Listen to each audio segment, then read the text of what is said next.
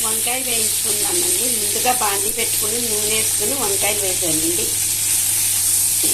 ఇవి వేగిన తర్వాత ఉల్లిపాయలు వేద్దాం.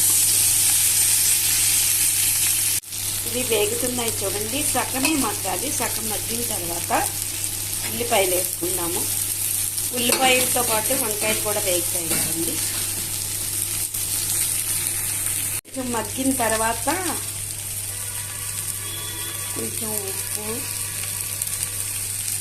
పసుపు,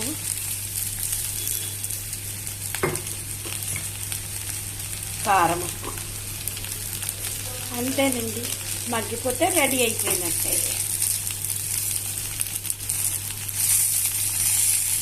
చూడండి ఎలా వేగిపోయిందో. రెడీ అయిపోయింది. ఇప్పుడు లాస్ట్లో కొంచెం కొత్తిమీర వేసుకుంటుంది. అయిపోయింది. వంకాయ ఫ్రై అయిపోయింది.